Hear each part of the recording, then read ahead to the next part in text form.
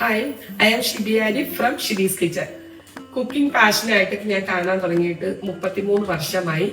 അപ്പം ആ സമയം തൊട്ടേ ഞാൻ കുക്കിംഗ് ചെയ്യുമ്പം എന്ത് ഐറ്റമാണോ ഞാൻ ഉണ്ടാക്കുന്നത് അതിന്റെ ക്വാളിറ്റി നോക്കിയിട്ടേ ഞാൻ ചെയ്യാറുള്ളൂ. അതുപോലെ തന്നെ അത് സക്സസ് ആയി എന്ന് എനിക്ക് ഉറപ്പാണെങ്കിൽ മാത്രമേ അത് നിങ്ങളിലേക്ക് ഞാൻ ഷെയർ ചെയ്യാവുള്ളൂ. അതുപോലെ തന്നെ കുക്കിങ്ങിന്റെ ഭാഗമായിട്ടുള്ള ഒരു ക്യാമ്പയിനിലാണ് ഞാൻ ഈ പ്രാൻസ് കായത്തെ കുറിച്ച് അറിയുന്നത്.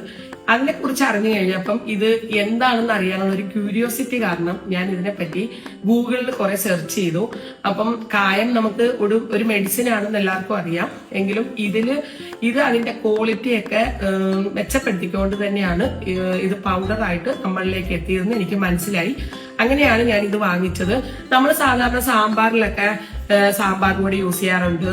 അതുപോലെ തന്നെ അച്ചാറിടുമ്പോൾ നമ്മൾ പിക്കിൾ പൗഡർ അല്ലേ യൂസ് ചെയ്യുന്നത്.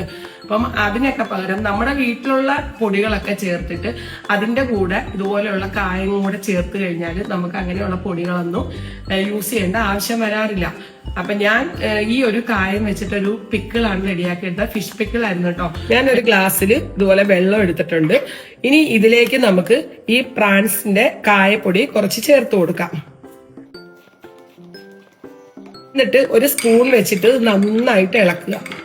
നന്നായിട്ട് മിക്സ് ആയതിനു ശേഷം ഇതിന് പാൽ കളറാണ് വരുന്നത്. വെള്ളത്തിന്റെ കളർ ഇതുപോലെ പാൽ കളറാണെങ്കിൽ ഇത് നല്ല ക്വാളിറ്റിയുള്ള കായമാണെന്ന് നമുക്ക് മനസ്സിലാക്കാം.